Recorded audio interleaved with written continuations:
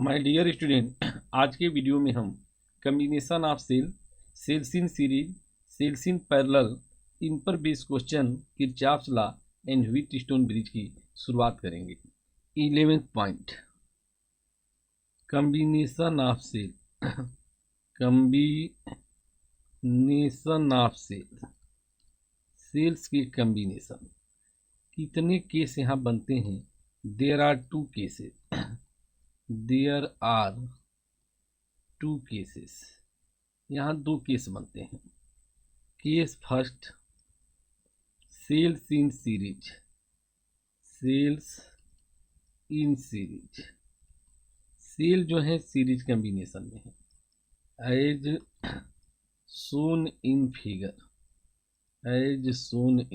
Figure. अब हम figure बनाएंगे। माय डियर स्टूडेंट, सपोज करें कि यह सेल जो है ये फर्स्ट सेल है, इंटरनल रेजिस्टेंस। फिर आगे जो है सेकेंड सेल है, इंटरनल रेजिस्टेंस। ये पॉइंट जो है ए है। पहले सेल का ईएमएफ E1 है, रेजिस्टेंस R1 है। ये पॉइंट बी है, ईएमएफ E2 है, इंटरनल रेजिस्टेंस R2 है। और ये जो है करंट I फ्लो हो रही है, और ये टर्मिनल C है। दोनों सेल की जगह हम सिंगल सेल भी एज्यूम कर सकते हैं। प्लस ये माइनस है, यह R इक्विवेलेंट है, और यह पॉइंट C है, और यह पॉइंट A है। इस सेल से I करंट फ्लो हो रही है, E इक्विवेलेंट, और यह R इक्विवेलेंट है। तो ये दोनों सेल कैसे जोड़े गए हैं? इंड टू इंड जोड़े गए हैं।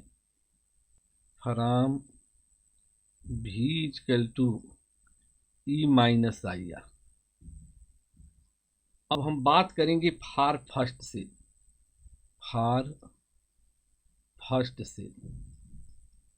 सेल का क्या फार्मूला बनेगा? VAB is what? VA minus VB equal to E1 minus IR1। This is the equation 1 है। And for second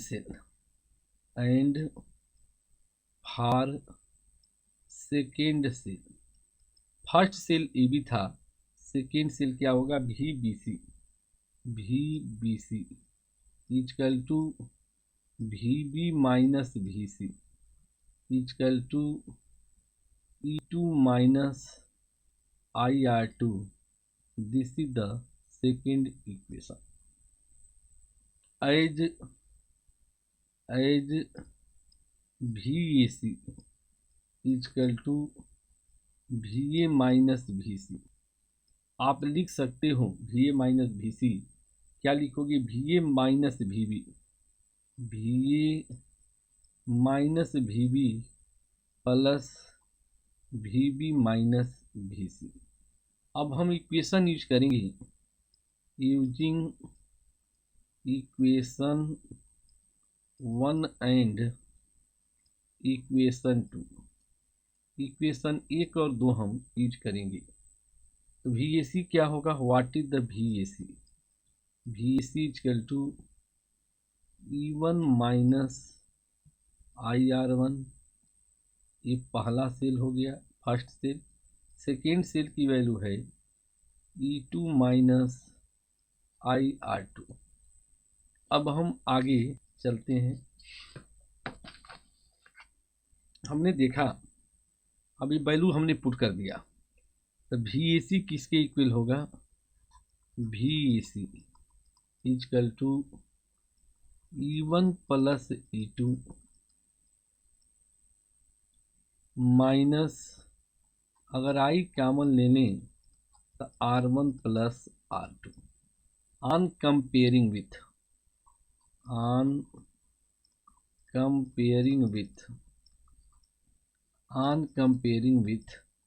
V equivalent equal to E equivalent minus I into R equivalent. Compare करने से हमें equivalent EMF मिलेगा। E equivalent is what, E1 plus E2। यह एक result मिला। अगर दो सेल सीरीज में हैं तो उनका इक्विवेलेंट EMF किसके इक्वल होगा, E1 प्लस E2 के। And equivalent internal resistance R1 plus R2, ये हमें प्रूफ हुआ। देयरफॉर करेंट क्या होगा, I equal to E equivalent upon R plus R equivalent. Value put करो, E1 plus E2 upon R plus R1 plus R2। ये दो cell के लिए इक्विवेलेंट रेजिस्टेंस, इक्विवेलेंट EMF क्या था, E1 plus E2 R equivalent R1 plus R2। और current क्या होगा, E1 plus E2 upon R plus R1 plus R2। Where R क्या है, एक्सटर्नल रेजिस्टेंस। वेयर R कैसा रेजिस्टेंस है, एक्सटर्नल रेजिस्टेंस है। अब आगे हम बढ़ेंगे। फॉर n आइडेंटिकल सेल,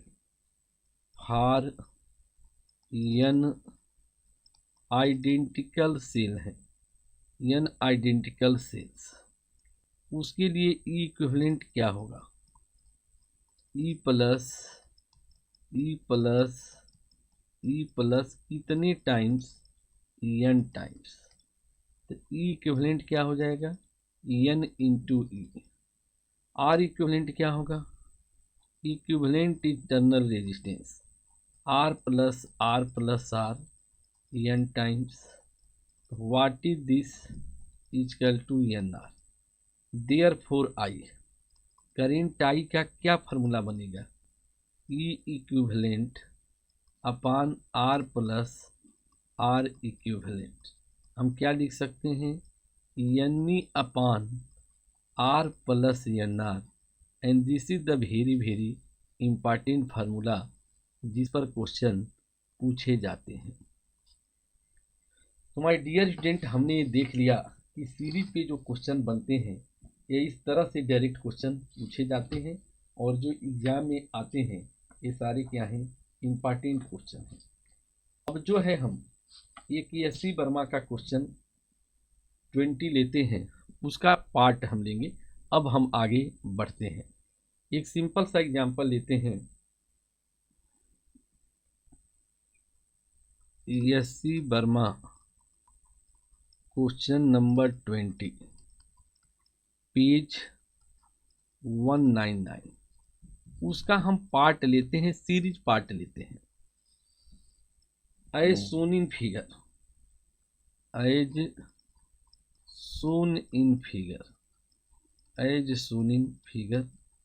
हम सीरीज का फिगर बना रहे हैं।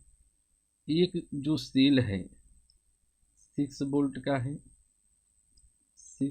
का है, इंटरनल रेजिस्टेंस जो है 1 ओम का है। दूसरा भी जो सेल है ये भी 6 वोल्ट का है, इंटरनल रेजिस्टेंस 1 ओम का है। इसको जो है एक एक्सटर्नल रेजिस्टर R जो दिया है 0.1 ओम है। क्वेश्चन में हमें करंट निकालना है। इन फिगर फाइंड करंट I। ये दोनों सेल किस कॉम्बिनेशन में है, दोनों सेल जो है सीरीज कॉम्बिनेशन में है, ये दिख रहा है। इन सीरीज क्या फार्मूला हम पढ़ेंगे, सॉल्यूशन। कितने सेल हैं, तो 2 सेल हैं गिवन, नंबर ऑफ सेल 2 हैं, इनका EMF 6 वोल्ट है, इंटरनल रेजिस्टेंस 1 ओम है, एक्सटर्नल रेजिस्टेंस 0.1 ओम है। तो क्या हम फार्मूला पढ़े हैं, इन सीरीज कॉम्बिनेशन में करंट का क्या फार्मूला होता है, NE upon R plus NR। Value put करो, 2 इंटू 6 अपान 0.1 2 इंटू 1, तो लिख सकते हो 12/2.1। अगर इसे कैलकुलेट करते हो तो करीब करीब 5.7 एम्पियर यह आंसर है इस क्वेश्चन का। इस प्रकार हम देखते हैं कि केस 1 क्या होता है, कंप्लीट होता है। अब हम आगे बढ़ेंगे। केस 2, केस सेकेंड केस है cells in parallel. Cells in parallel, cell जो है पैरेलल में है।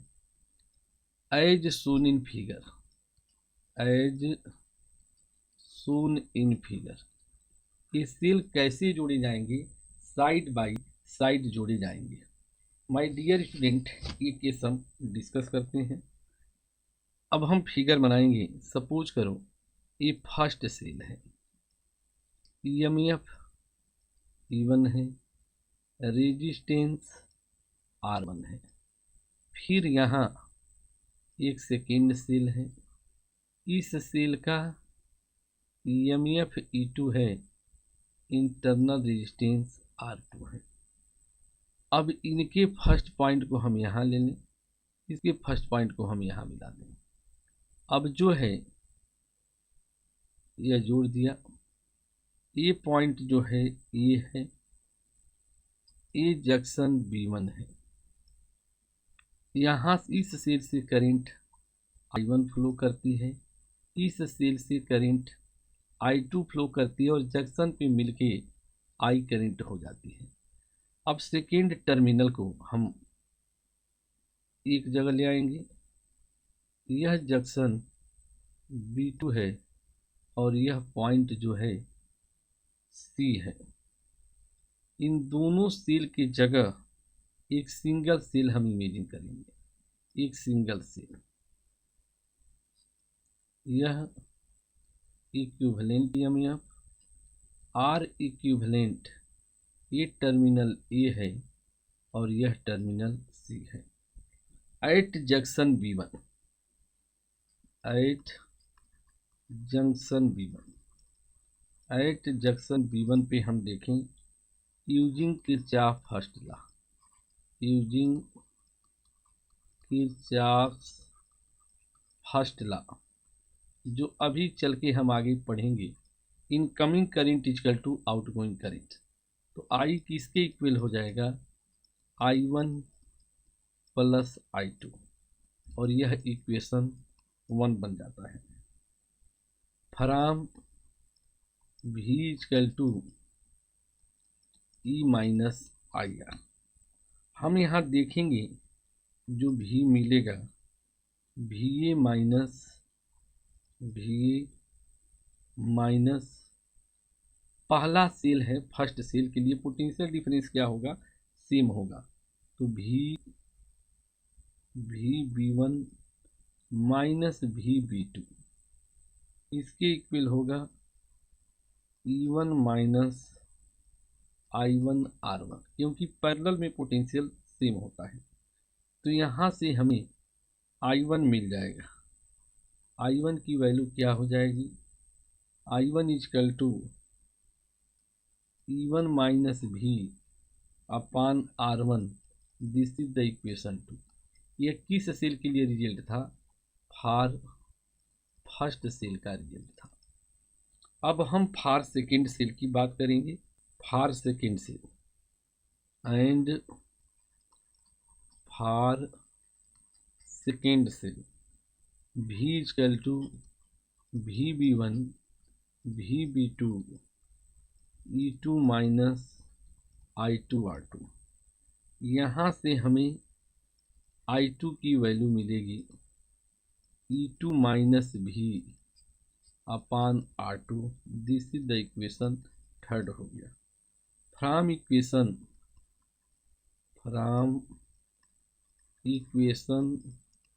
1, 2 एंड 3 हमें I1 किसके इक्वल होगा, E1 minus V upon R1 plus E2 minus V अपान R2।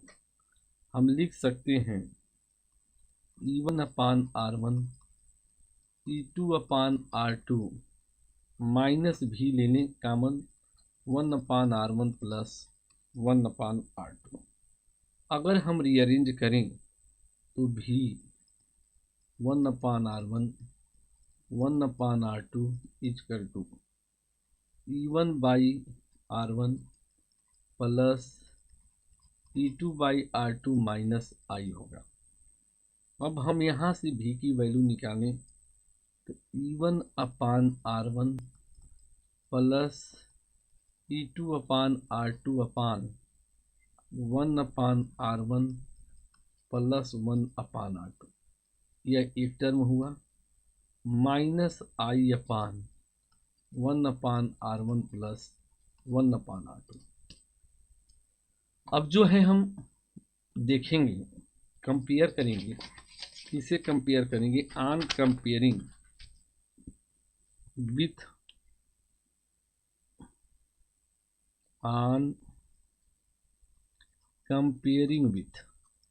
अब हम इसे कंपेयर करेंगे V equal to E equivalent minus I into R equivalent. तो हमें E इक्विवेलेंट मिलेगा, equivalent EMF E1 upon R1 plus E2 upon R2 upon 1 upon R1 plus 1 upon R2। अगर maths को solve करें तो E1 R2 plus E2 R1 upon R1 plus R2 and R equivalent क्या होगा? 1 upon R1 plus 1 upon R2। Solve करोगे तो R equivalent क्या होगा? प्रोडक्ट बाई सम, ये पैरेलल में, ये R इक्विवेलेंट हो गया। या हम लिखना चाहें तो 1 upon R equivalent 1 upon R1 plus 1 upon R2। Then current I निकालना हो, क्या फार्मूला है? E equivalent upon R plus R equivalent. तो I क्या क्या फार्मूला बनेगा? E इक्विवेलेंट जो ऊपर हमें आ चुका है, E1 R2 plus E2 R1 upon R1 plus R2 upon R plus product by sum. ये फार्मूला करंट का हो सकता है। एग्जाम में पूछता है equivalent EMF, R equivalent and current पूछे जाते हैं। माय डियर स्टूडेंट, अब हम आगे बढ़ते हैं। For n identical cell, for n identical cell, n identical अगर सेल हैं तो E इक्विवेलेंट क्या होगा? जितने भी सेल होंगे E बाई आर, कितने सेल हैं? n times upon 1 by R n times. तो हम क्या रिजल्ट पाएंगे? n E upon R upon n by R equal to E। R equivalent 1 upon 1 by R n times. तो क्या आएगा? n by R means R equivalent क्या हो गया? R by n। तब हम करंट निकाल सकते हैं I equal to E equivalent upon R plus R equivalent. EMF तो वही मिलेगा, E upon R plus R by n। And this is the very important formula for the numerical. तो my dear student, ये हमने देख लिया। अब जो है इन पर एक क्वेश्चन हम लिखेंगे जो काफ़ी इम्पॉर्टेंट है। यस्सी वर्मा क्वेश्चन नंबर 20 पेज 199 का एक पार्ट ये भी है। As shown in figure, as shown in figure, find the current, find the current, हमें करेंट कैलकुलेट करना है। माय डियर स्टूडेंट, यहाँ दो सेल दिए गए हैं, ये फर्स्ट सेल है, ये इंटरनल रेजिस्टेंस है 6 वोल्ट 1 ओम। ये जो है सेकेंड सेल है, सेकेंड सेल हो गया 6 वोल्ट है एंड 1 ओम इंटरनल रेजिस्टेंस है। अब इस सर्किट को, ये दो सेल तो मिल गए, अब ये दोनों सेल को एक external resistor R equal to 0.1 ohm से कनेक्ट हम कर देंगे। पूछा गया है कि इसमें कितना करंट फ्लो करेगा, ये क्वेश्चन है। अब हम इसे सॉल्व करते हैं। क्या गिवन है, कितने सेल हैं, दो सेल हैं, ई क्या है 6 वोल्ट है, आर जो है 1 ओम है। क्या फार्मूला है, I equal to E upon R plus R by है, क्योंकि सेल पैरेलल में है तो 6 हो गया 0.1 प्लस इंटरनल रेजिस्टेंस 1/2 तो 6 अपान 0.1 0.5 6 अपान 0.6 60 अपान 6। इस प्रकार my dear student I equal to 10 ampere की करंट फ्लो होगी और यह टॉपिक जो है यही क्या होता है, कंप्लीट होता है।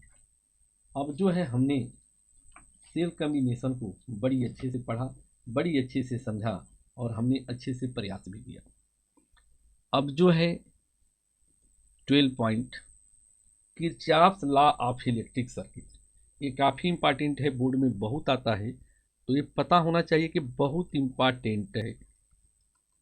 12 point Kirchhoff's laws of electric circuit, Kirchhoff's laws of electric circuit, Kirchhoff's laws of electric circuit. This is the most important case. There are two laws, कितने लॉ हैं, देयर आर टू लॉज, यहाँ जो है दो laws हैं। Kirchhoff first law, Kirchhoff's first law, Kirchhoff first law, इसको हम बोलते हैं किरचॉफ करंट लॉ। दूसरा नाम क्या होगा, Kirchhoff's current law, Kirchhoff's current law यानी KCL बोलते हैं, Kirchhoff current law.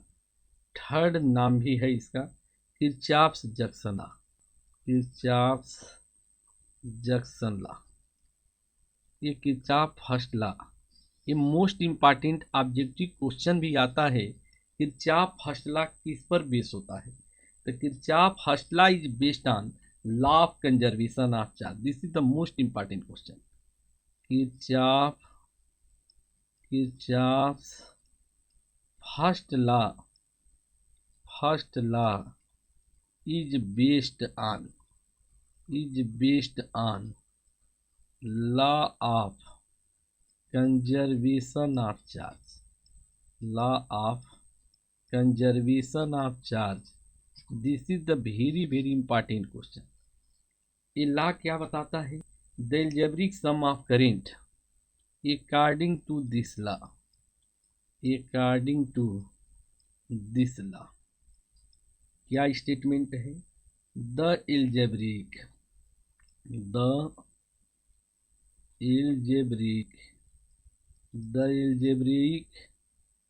Some of current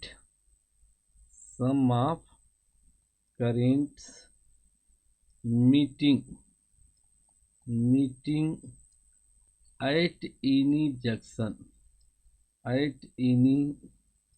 junction of an electric circuit, of an electric circuit क्या होता है, इज जीरो होता है। My dear student, that is sigma I, किसी भी जंक्शन पे करंट का एल्जेब्रिक सम क्या होता है, जीरो होता है। तो सिग्मा आई जो है जीरो होता है।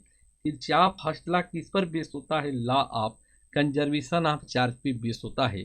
अब हम आगे बढ़ते हैं, हमें हल्का सा साइन कन्वेंशन आना चाहिए।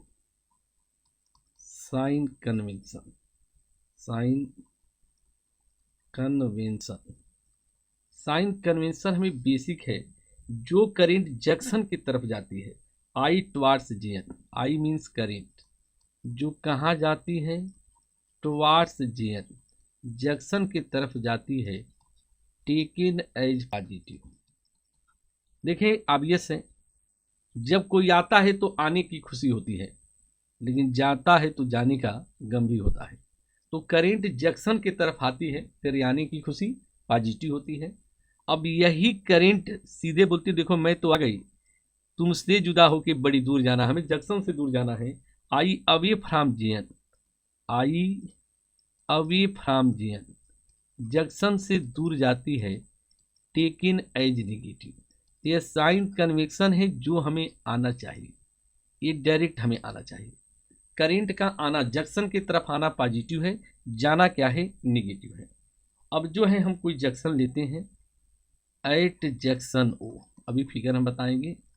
एट जंक्शन ओ, जंक्शन ओ पर हम क्या यूज करेंगे, using Kirchhoff first law, using Kirchhoff first law, Kirchhoff first law apply करेंगे।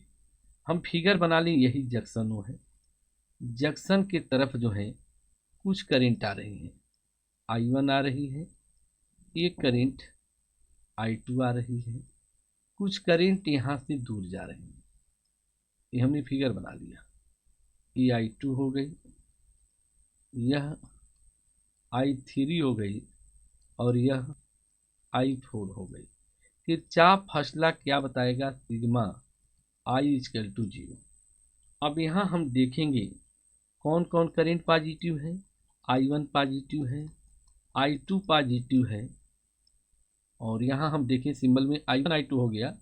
एक बार ये सिंबल थोड़े से ध्यान देना, I1 I2, ये जो करंट है I3 है, ये जो है I4 है, और ये करंट जो है I5 है।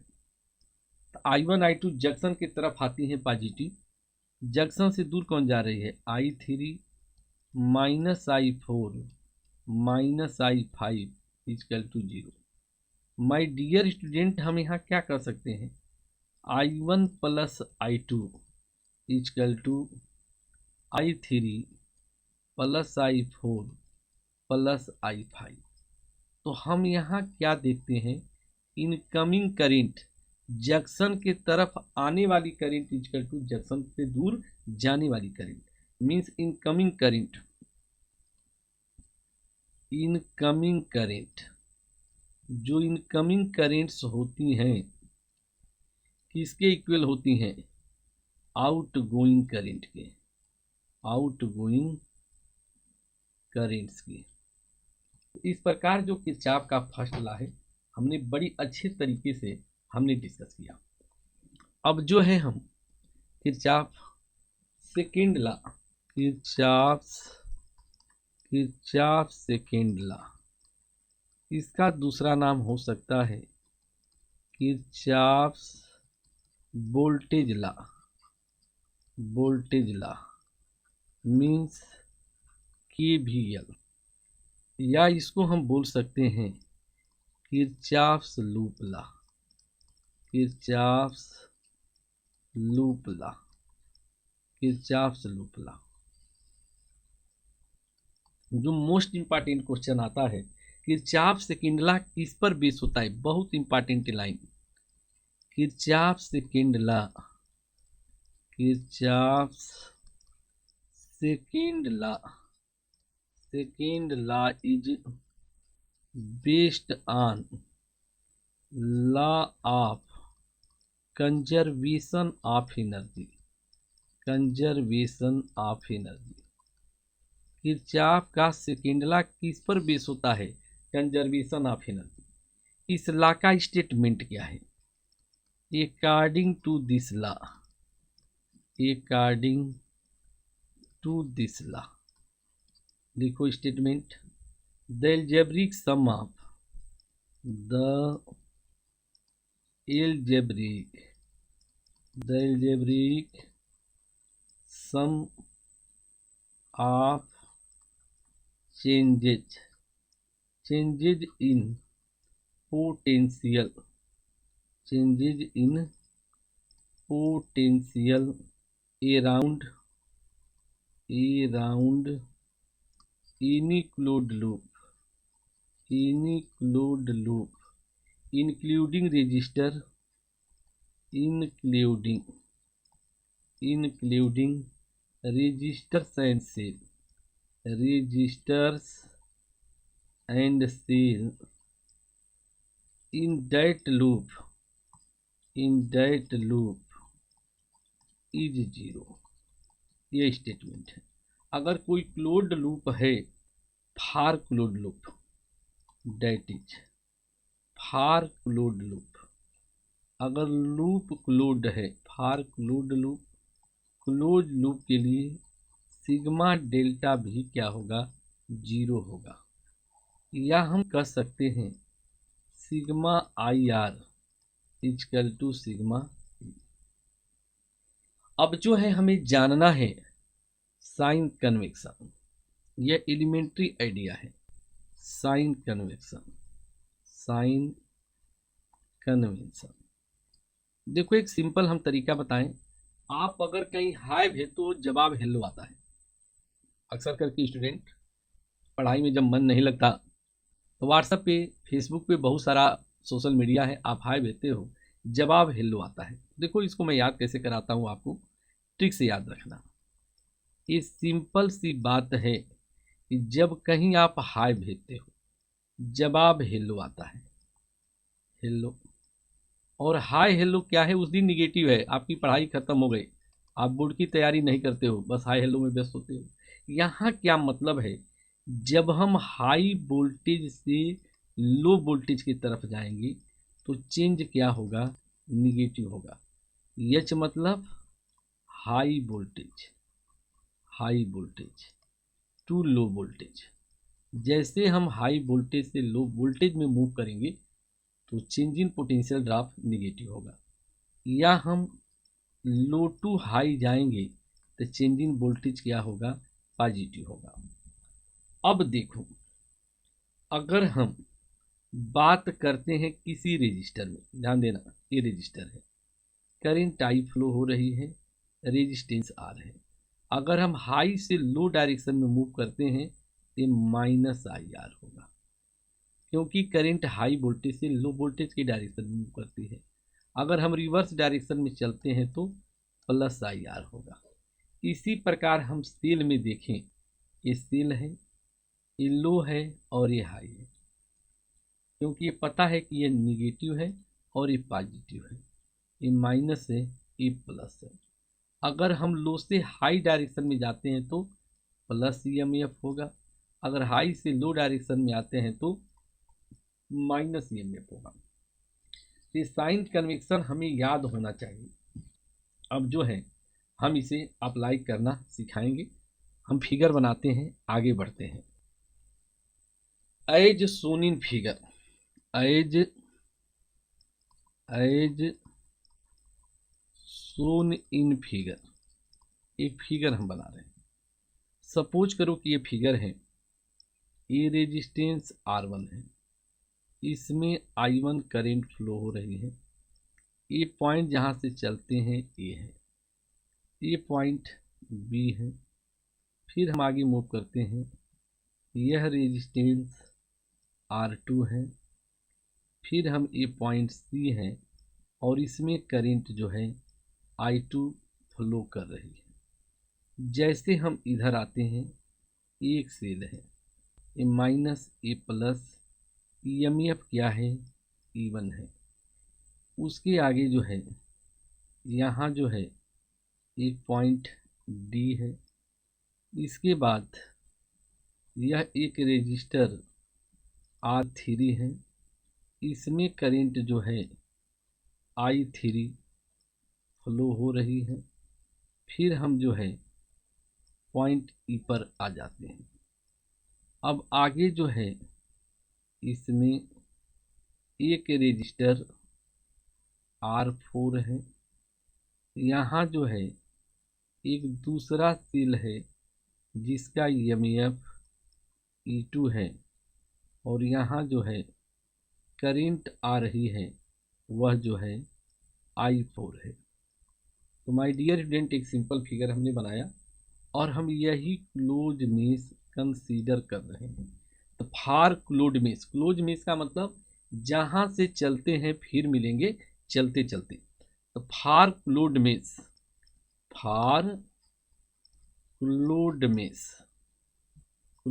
क्या है, ABCD E हो गया। एक पॉइंट यहाँ कंसीडर करने, यहाँ एक पॉइंट और लेने, F E क्या यूज करोगी, using Kirchhoff second law. Kirchhoff second law क्या है, sigma delta V equal to 0। हमें क्या मिलेगा जब हम A से B मूव करते हैं। अगर A से B हम हाई से लो जाते हैं तो A से B रास्ते में क्या है, A से B, B से C, C से D, D से E, E से F, F से A। तो A से B क्या है, हाई टू लो है, तो माइनस I1 R1। फिर B से C हाई हलो है तो माइनस I2 R2, क्योंकि हाई वोल्टेज से लो वोल्टेज। सेल में कैसे मूव करते हो, plus E1 minus I3 R3, ये भी हाई से लो है, प्लस यह रिवर्स है क्योंकि करंट ए से ई हाई हलो है, लेकिन हम ई से ए जा रहे हैं, ई से एफ जा रहे हैं, तो प्लस क्या हो जाएगा I4 R4 माइनस, क्योंकि हाई से लो है, माइनस E2 इक्वल टू 0। इस प्रकार माय डियर स्टूडेंट हमने किरचॉफ सेकेंड लॉ को अप्लाई कर दिया।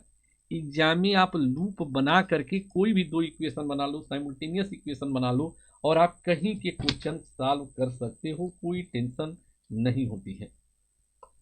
अब जो है हम इन पर एक बेसिक क्वेश्चन सॉल्व करते हैं इन फिगर। एक बेसिक एग्जाम्पल लेते हैं। एग्जाम्पल इन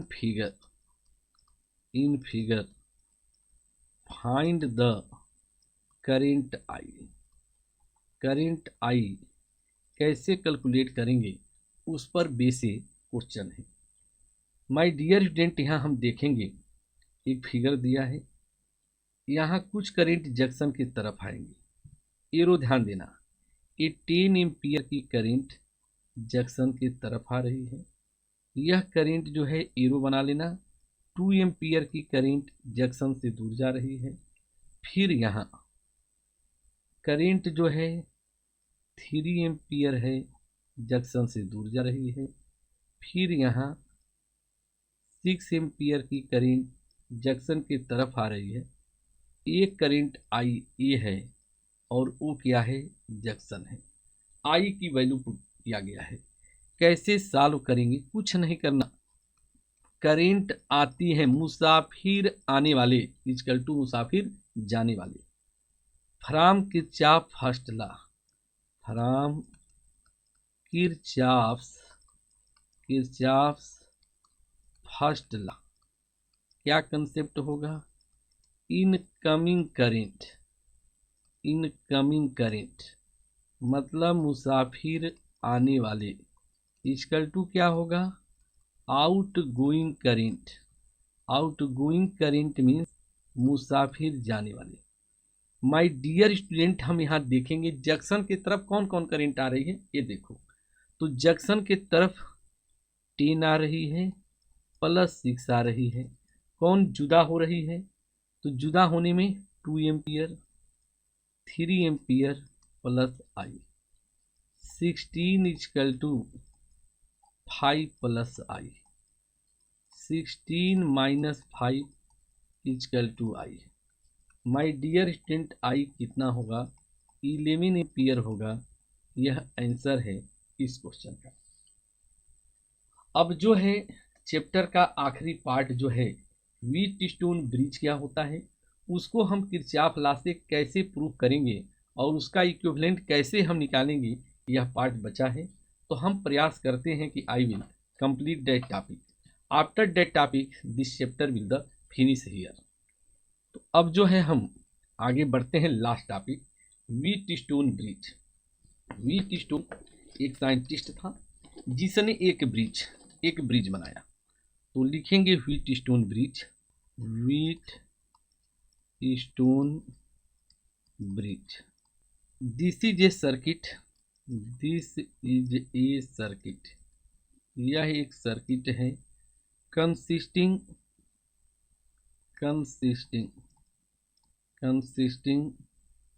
रेजिस्टेंसेस P है, Q है, R है एंड S है। एक galvanometer G, galvanometer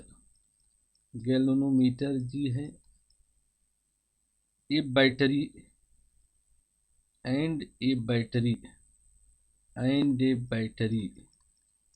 as follows.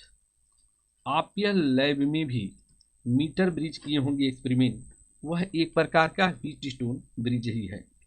My dear student, यहाँ जो है 4 रजिस्टर लिए गए, यह A है, यह B है, यह C है और यह D है। इनके बीच यही BD ब्रिज का काम करता है। एक गैल्वेनोमीटर है, इसको हम क्या करते हैं, एक बैटरी से कनेक्ट कर देते हैं, एक की लगा देते हैं। इस प्रकार ये सर्किट डायग्राम कंप्लीट हो जाता है। यह ब्रिज कब बैलेंस कहा जाएगा? फिगर तो बन गया। The Wheatstone bridge if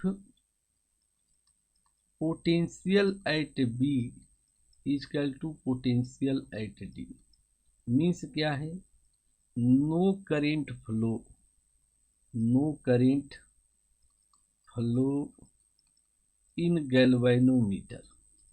galvanometer में कोई करंट नहीं फ्लो होती है।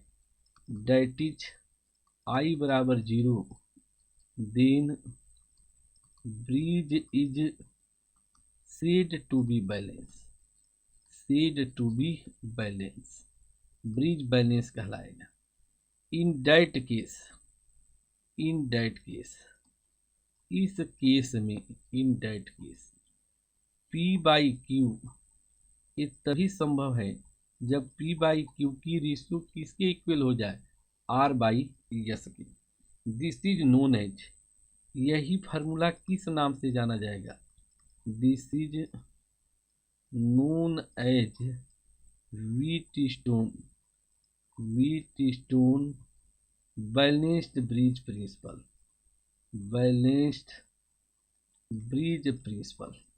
यह बैलेंस ब्रिज प्रिंसिपल कहलाएगा। तो इस प्रकार हमने इस प्रिंसिपल को कंप्लीट किया। इसका प्रूफ बोर्ड में पूछा जाता है, बहुत इंपॉर्टेंट इसका प्रूफ है जो बोर्ड में पूछा जाता है। माय डियर स्टूडेंट, अब जो है हम इसका प्रूफ करेंगे। Proof of balance bridge principle, proof of balanced bridge principle का प्रूफ जो है एग्जाम में पूछा जाता है यूजिंग द किरचॉफ लॉ। किस लॉ से? किरचॉफ लॉ से। एज शोन इन फिगर, हम फिगर यहाँ बनाएंगे, सिंपल फिगर बनाए। यहाँ जो है एक बैटरी हम यूज करते हैं।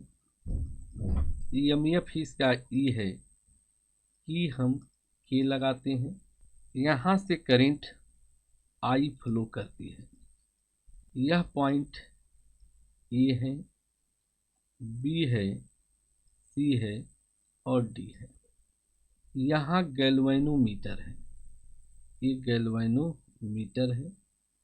यहाँ कोई करंट नहीं फ्लो होती है क्योंकि करंटिंग गैल्वेनोमीटर IG जो है 0 हो जाती है।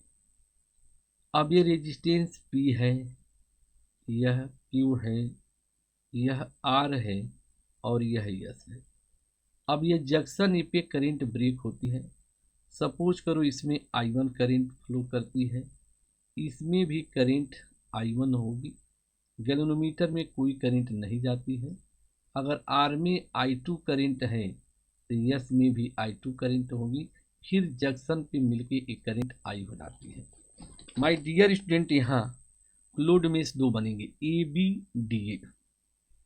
इनक्लूड मेश, इनक्लूड मेश कौन क्लोज मेश है? ABDA using Kirchhoff second law, using Kirchhoff second law use करो। सिग्मा डेल्टा भी equal to 0। My dear student, जब ए से बी जाओगे हाई से लो तो -I1P प्लस डी से ए जाओगे लो से हाई R2R इक्वल टू 0। क्या हमें मिलेगा? -I1P equal to -I2R। Rearrange कर दें। अब हम क्या लिख सकते हैं? I1P equal to I2R। This is the equation 1 बना। Include mesh and include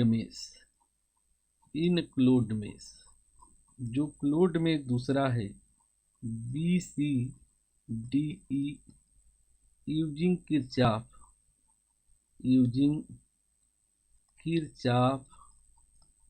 Kirchhoff second law, sigma delta भी इक्वल टू 0। क्या मिलेगा? -I1Q हाई से low plus I2S equal to 0। -I1Q equal to -I2S। क्या हमें मिला? I1Q equal to I2S। यह equation 2 है। अब जो है हम आगे बढ़ेंगे, इन दोनों इक्वेशन को डिवाइड कर दो।